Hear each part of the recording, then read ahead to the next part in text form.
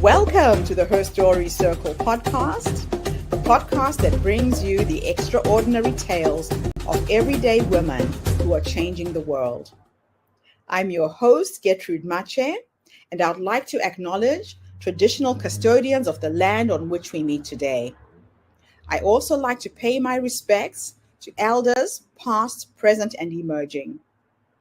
Every week, we dive into the lives, challenges, and triumphs of women from all four corners of the globe.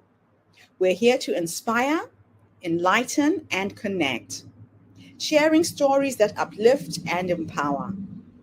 So grab a cup of coffee, settle in, and join us as we explore the incredible journeys of women shaping our future. This is Her Story, where every woman's voice matters. Hello, everybody, and welcome back to the Her Story Circle. This is Gertrude Mache here in beautiful Melbourne, Australia. And today I am graced with the presence of yet another fascinating woman. Welcome, welcome, welcome to our tribe. Please tell everybody your full name, where you're based, and share your story with us today.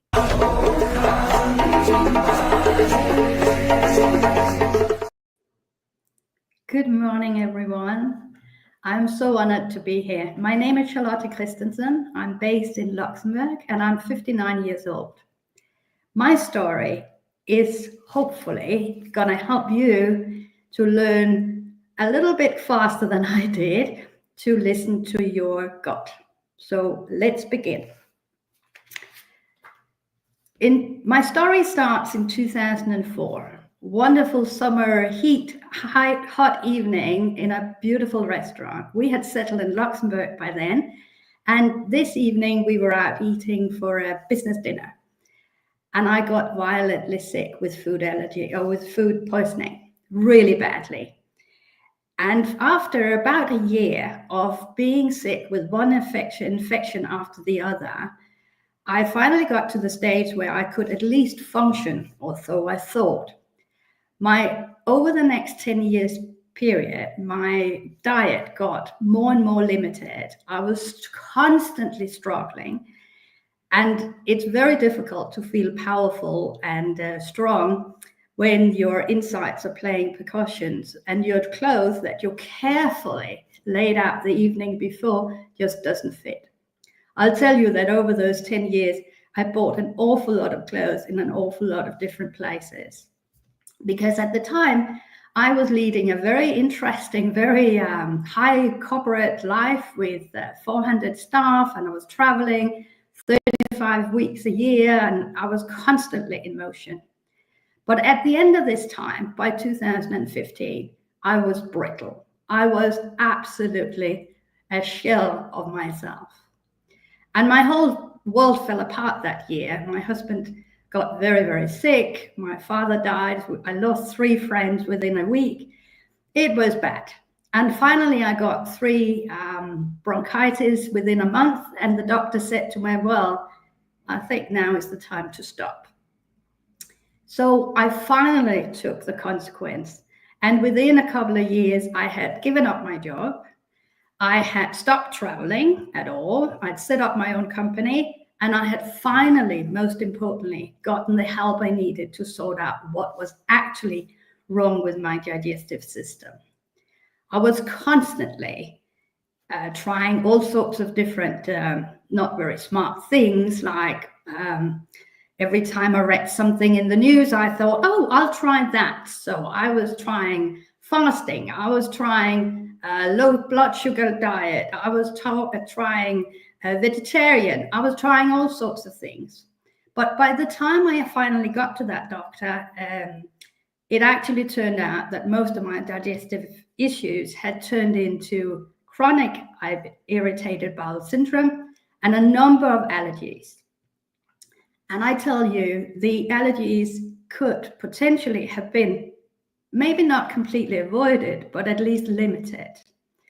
Allergies in the wider sense have actually the big problem that they make you socially a bit of an outcast if you're not careful. You suddenly become that person who's difficult to invite, that person that is always standing there with stress when you go to a restaurant. It is not particularly nice to have. In 2020, while finally feeling really in control of the situation, we had a wedding anniversary. So we went to this beautiful restaurant, view over the river, absolutely adorable. And I chose the one thing on the menu I could have, rice with chicken. And on the way home, I got violently sick. Did you know that soy sauce includes wheat? That's one of my allergies. So I got sick. So I'm still learning as I go along. But I have started anyallergyfood.com to have a place with resources to help you. What I'm trying to do is to have free recipes with tips and tricks that can help the people with food challenges to actually choose alternatives that fits better the specific issues you have, because we are all different in this context. But a couple of quick tricks that my hope is will really give you energy enough to start that doctor's journey. I wish I would have done it a lot easier or earlier in the timelines, because it has been a really tough journey. Now I got it under control, so I feel I can offer everyone else something. So I now offer individual support and workshops. And what I'm trying to do is to help you see a pattern in your diet. Do a week's, write it down, see what you have eaten that week. I don't care about the number of calories or the amount, but I do care about trying to see a pattern of what you have, what you're doing to make yourself sick. So a quick trick: if you feel constipated for a while, lay off the milk product, including that ice cream. That will potentially help you quite a bit and just give you poor God, the chance to just relax a little bit. That's really one of the big issues. I'm worried about the current situation because more and more people I meet have food allergies, food challenges, food trouble. And I believe that a lot of the food, very high level processed food that we have in our food chain is actually also part to blame. So wash your fruit, take care of yourself, and hopefully you will not have to live for 10 years with my journey. Wow, what an incredible journey you've been on. Charlotte, I can't begin to imagine what this must have been like for you. Now, how do you believe digestive health and food allergies are still such a taboo subject? Why is that? I actually think that, certainly in Western Europe, where I'm from,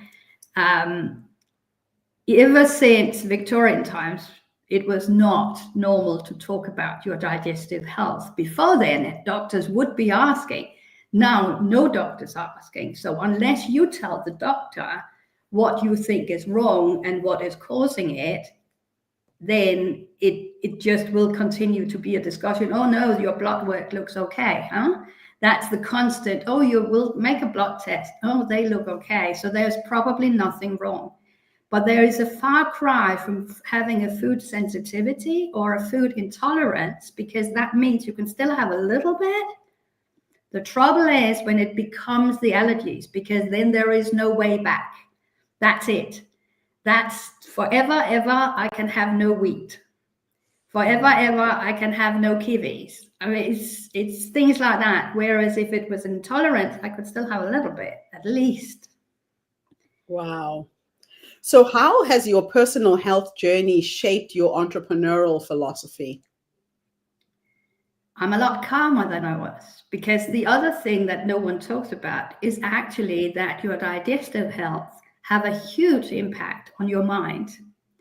So if you're constantly worried about that inside and the bloating when you know you have to feel good, it tends to actually impact your blood pressure and your head. So you can feel fuzzy, you can feel all sorts of things, but your temper, for me, it was the temper. So I had temper. I absolutely had temper. So for me, it has meant that I am much better at helping others and maybe also be less judgmental, because I was not the smartest knife in the drawer with my own health. And therefore, I have a little bit more understanding of people maybe being a little bit oblivious to themselves. And we as women are so busy taking care of everyone else that we often forget taking care of ourselves. And I think that is so important, because our digestive health will impact the whole family. Now, your work has crossed a very different variety of industries, from food to fashion and cybersecurity. What connects them for you?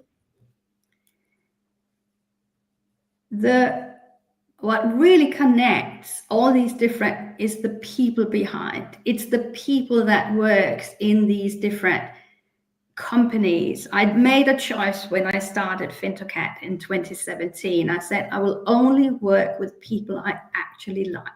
I will not work with anyone I don't like.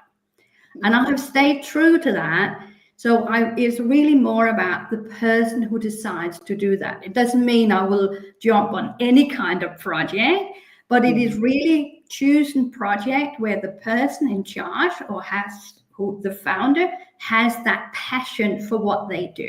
That is so important to me, because without that passion, it's just something out there to try to make some money. And that's really not what we are here for.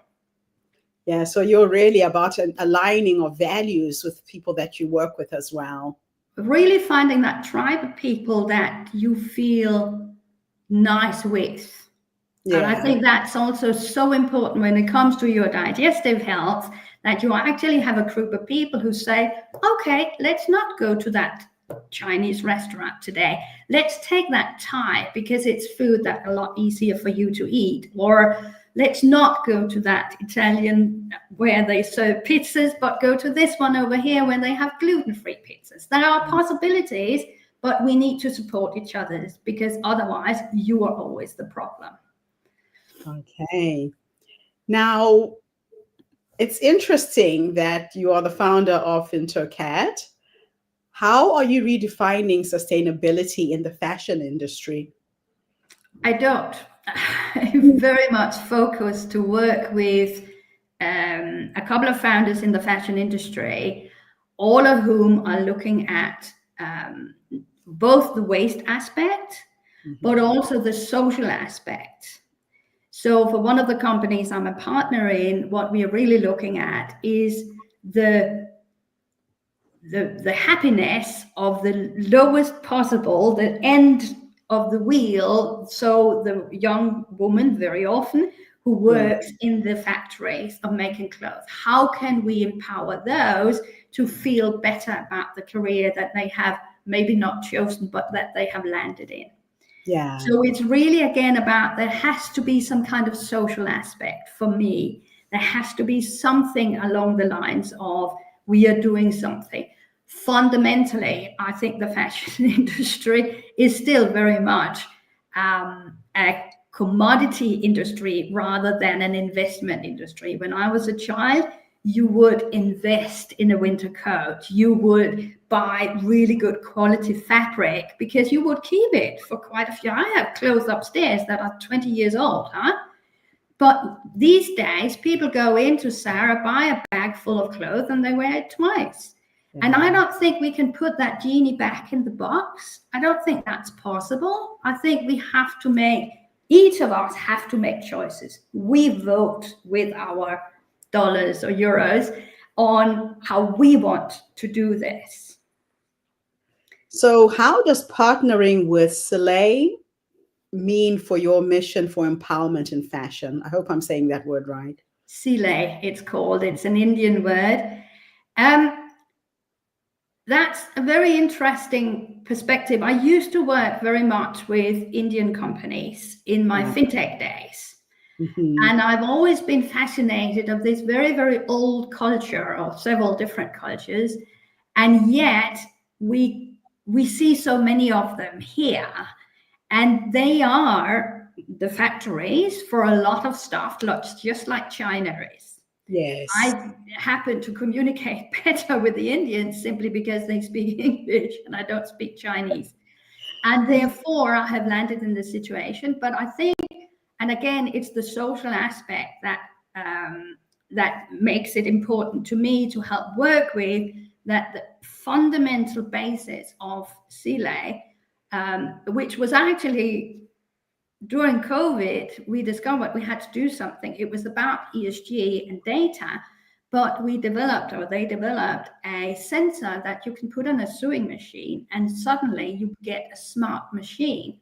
So you can actually help that person who is sewing the clothes to feel empowered about the functions that they are carrying out. Okay. So you can look at training, you can look at a lot of different things.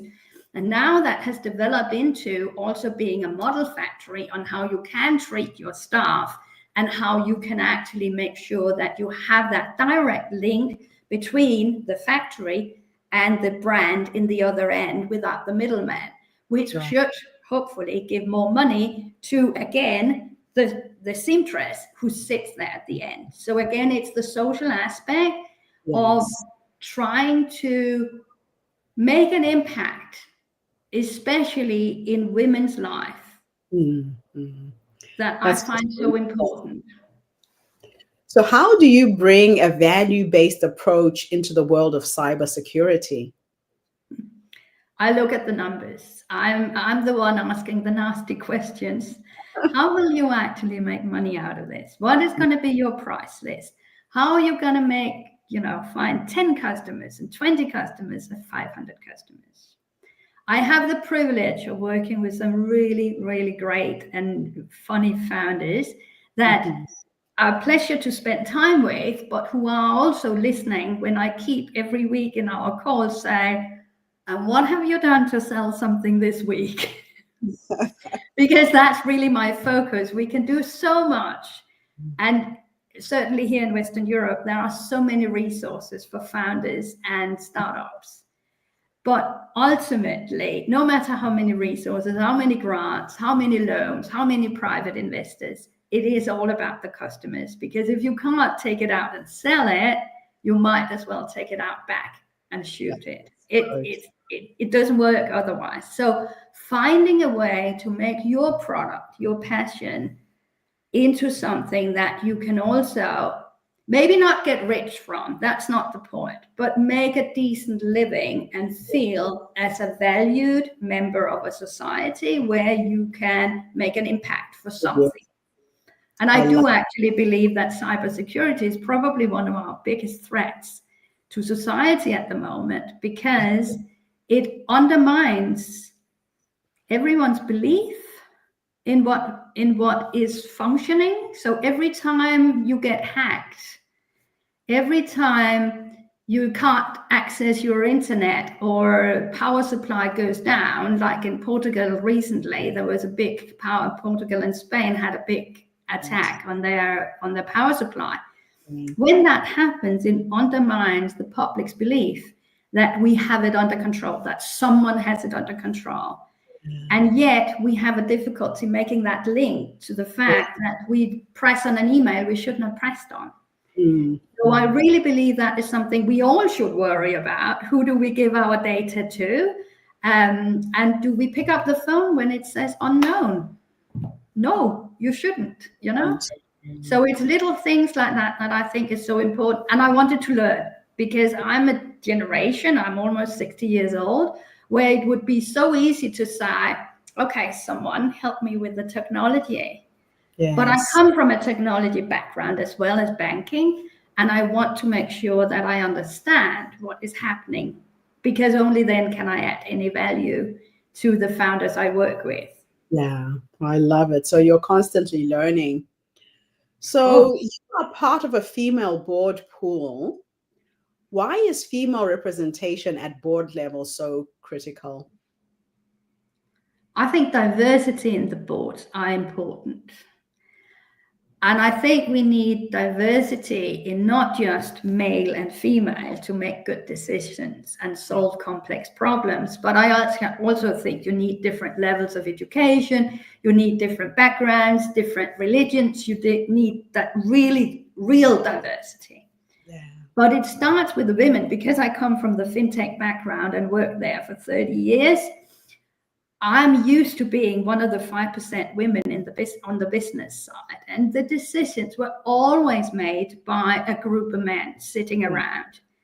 And they don't always think the same way we do, huh? They are different. And I think we need both sides. And it cannot just be that honorable woman from HR that is stuck in the board without any real power to say anything. We need all of us.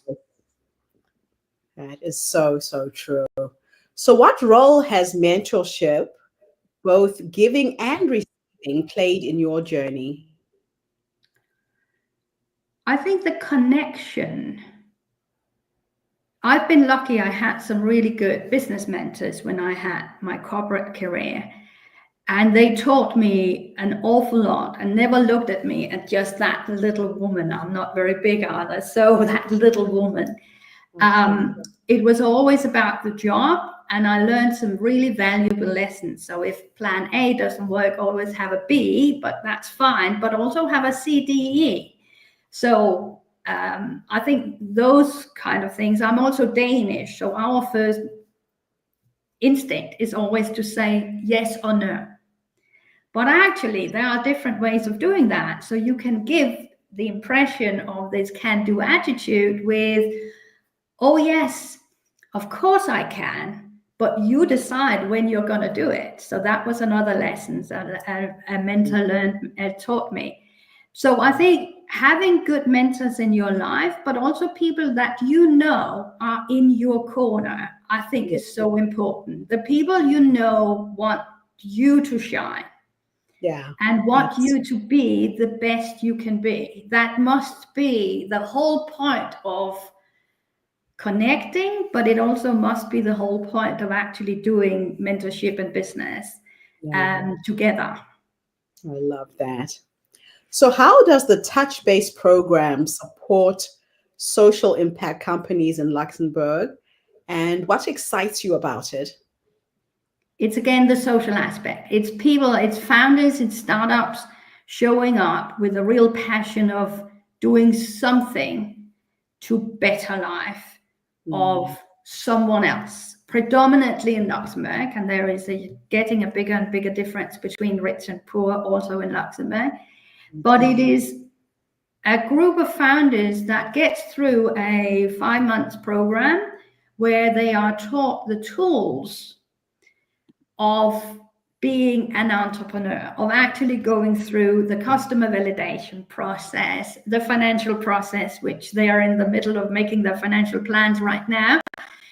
And then when we get into the autumn, we are going to talk about how to tell their story. How are they going to stand up and actually look at getting other investors or people interested in buying their products?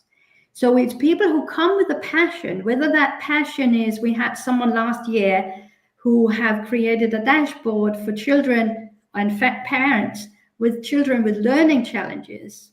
Okay. So with ADHD, autism, all those kind of things, because actually every child has about 9 different treaters, so teachers, doctors, psychiatrists, and so on. And getting all that information from one person to the next without forgetting half of it. I mean, you sit with all your files and you a parent, you go to the doctor. Here is a platform where it's easy to do this. And actually, Robbie, that he's called, started getting real good traction in South Africa, where he came from, and has now moved also to the school system in continental Europe. And I think helping such a founder with such a mission actually bring it to life, or at least giving him the tools that he can look at, what is it that I'm selling? Who am I selling to? Who should my customer be? How do I actually make money out of this enough that it can at least pay with what I'm doing, because for most of them, it's not about making an awful lot of money. It's about bringing something to the world that they are passionate about. Yeah, I love that. And that's really the most important thing. So they don't get anything at the end of that rainbow. So at the end of the program, they get the opportunity to present. They don't get funding. They don't get anything else from that perspective, but they do get the program for free. And it's our task to take them and work with them during that period. And it is super exciting to see them from the very beginning, and it's just the bones of an idea, and then until the end, where they stand up and they present proudly, this is what I created. This is what I want to bring out.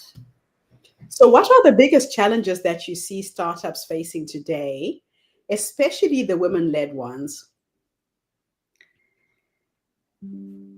Well, women get only about 2% of the private investment funding. That is a big problem. And I actually still meet companies who are being asked, but couldn't you bring a man into the board so that you can at least claim that it's a team and not just a female company? And I think that's pathetic.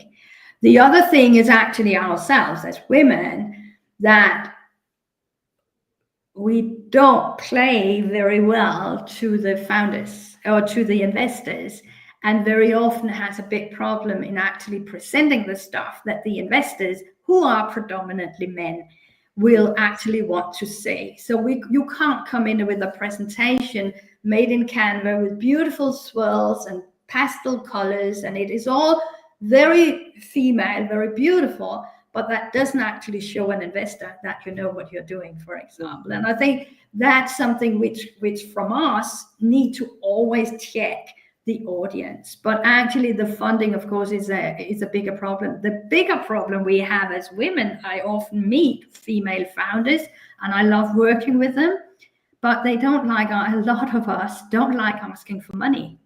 Yeah. So actually putting a price on our product and say, this is what the product is, this is what it costs, and know in your heart of hearts, this is why I have created that price. That will make it a lot easier to go out and sell that product, because you can say it with firmness in your voice, and you don't just wait for them to discover that it's a great product and maybe they will pay for it. Yeah, you have to know your value.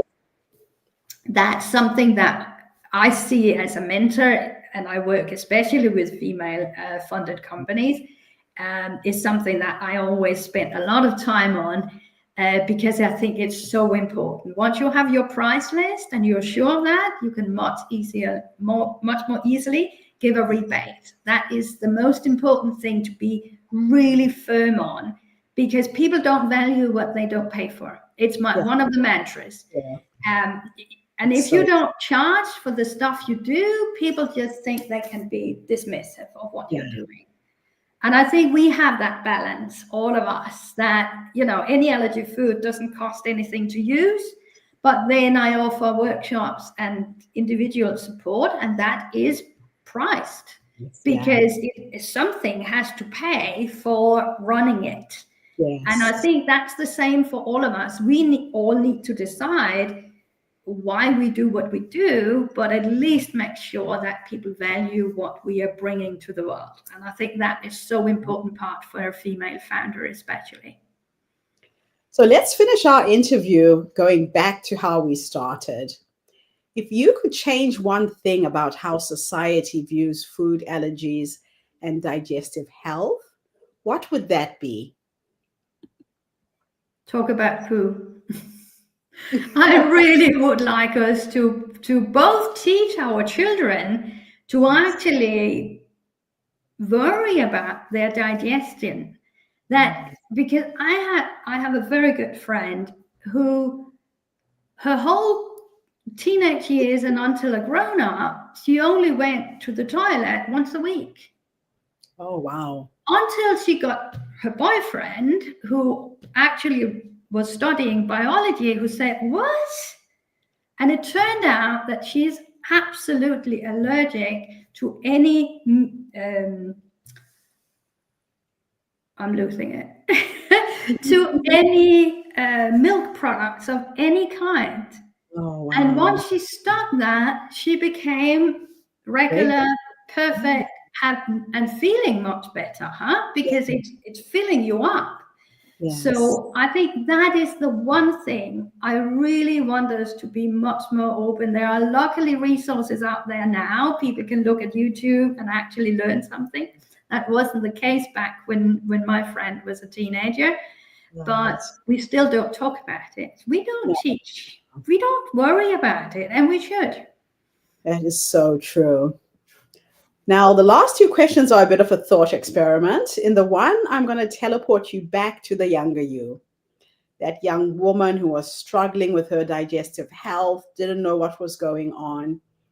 Just in case there's a woman who's going through a similar challenge who's listening to the podcast right now, if you could go back and give her 3 nuggets of wisdom based on what life has taught you up until this point, what would those 3 nuggets of wisdom be? It would really be listen to your gut. If something feels that it is etching into the stomach lining, or you feel really bad and bloated, this is not the way your life should be. You need to find the energy to find the truth behind it, even if we can help you with a few quick fixes, but you need to go through the journey with the doctors. So that's the first one. The second thing is find a group of people that you feel comfortable enough to ask the questions and work with. And as I said, be vocal about avoiding the restaurants that you absolutely can't eat in. Don't sit there and be stressed and have your shoulders here just to fit in. So that's the second one. And the third one is really find alternatives to everything circling around food and breathe. Go for a walk. So suggest a walk talk meeting instead of sitting down at a meal as something that will really help your digestion a lot more than you think, but also hopefully can get you out of some of those situations that are very, very stressful. Very good advice. Last one is futuristic now. I'm going to teleport you into the future, and we're going to go and talk to the 90-year-old you. Only 90. I want 100. That's the That plan. wise woman who has carried you up until this point. You know, they say that our gut is our second brain. You've been very intuitive your whole life, and this 90-year-old woman has guided you to that beautiful age. What will you say to her when you finally meet her? Oh, I can't wait to meet her. I would love to. I would think I would love to tell her that keep your curiosity and keep loving other people's stories. I think that is the most important thing, to keep that curiosity and the sense of humor. That would be, don't become a grumpy old woman. That's the most important piece of advice, I think. I think we need that. I have this beautiful picture of my old grandmother who turned 92 before she died many years ago. And she had the spirit of a 17-year-old her whole life. That's what I aspire to. Maybe Oh, not that's 17, but 39 maybe. I love it. And the other reason why I like asking women that question is because I play with the energy of who I am becoming. I'm very in tune with my wise woman. I have conversations with her. Sometimes when I get stuck and I don't know what the next step is, I go into my meditation and prayers before I sleep and I ask her a question. So, what is the next step? And I sleep on that question, right? And then I wake up in the morning, I'm in the shower, and I have those light bulb moments, and it just drops, and I know exactly what I need to do to execute. Or sometimes I just share with other people what I'm working on, the struggle I'm going through. And it's like a jigsaw puzzle. Each person brings a piece to the puzzle. And by the end of Exactly. the week, I've Finding got your tribe. It's so important. Having that group of men and women this. where you can absolutely ask those questions without being judged, without feeling you have to perform, and it becomes easier with age. Yeah, of course it does, because there is less competition. But I do actually think that is something, it's a completely different conversation, but I do think competition among women is the worst thing that anyone ever got the idea about. What is that? Why don't we support each other a lot more than we do? It is, if that's my one push of the envelope the whole time, it is that women should behave nicer to each other. It is so important to create these tribes of women who actually want to support each other. Yeah. So that's yes, absolutely. But I have my guardian angels for that. So I have my grandmother and an old aunt that were both wonderfully innovative women, and I ask them the questions. I really do. I go for a walk and I ask their questions. That is beautiful. All the time. We need that. We do. Now, I want to thank everybody who tuned in today. We have a good friend of mine in Austria, Nigel, tuned in. He said, good points already. Thank you for Thank you, Nigel. your story. Yeah, it's always wonderful. And now, how can people find you? I do have your website at the bottom of the screen. Yes, thank you for doing that. Support. Any Allergy Food is the easiest way to find me. And otherwise, of course, I'm in LinkedIn as well, like everyone else. And I always love to connect with people. So Charlotte Christensen in Luxembourg is, and it has my face on it. So it should be easy to find. Google people's faces these days is even possible. Because I believe in not having avatars, but actually being the person you are, because that's what we are. And we should be proud of who we are becoming. And I really love that. But thank you so much for having me. I'm so happy I met you. I really am. I think what you're doing is so wonderful. So I would absolutely love to support that. As women, we should share our experiences to uplift each other, to inspire each other. So I really want to... And universally, because it's not the matter of where we live and who we belong to or how much money we have. It's really about our shared meeting other women. Exactly. So thank you to everybody who tuned in. The Her Story Circle is not just a podcast. We're a social impact movement that brings you the stories and voices of women from all over the world. We share our stories to uplift you, to empower you, to energize you, but most importantly, to help take you from where you are now to where you're trying to go. So if you are a woman who's having all kinds of health issues, your stomach, your gut, your allergies, here is a solution. Or if you know someone who is having those problems, please share this podcast.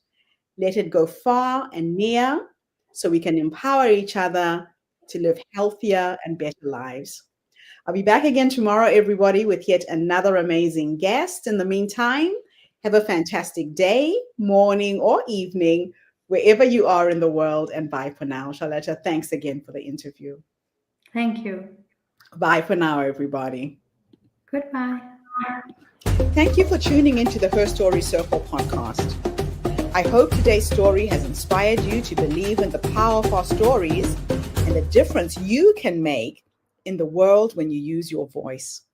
I'm Gertrude Mache, and it's been an honor to share this space with you, where voices from all walks of life come together to weave a rich tapestry of diverse perspectives. Don't forget to subscribe, rate, and review our podcast to help us share these stories with more listeners. Follow us on social media by looking for the Her Story Circle podcast for more updates. And join us tomorrow for another episode filled with courage, resilience, and empowerment. Remember, your story matters, and together we're building a stronger, more inclusive world. Until next time, keep making her story. Beautiful.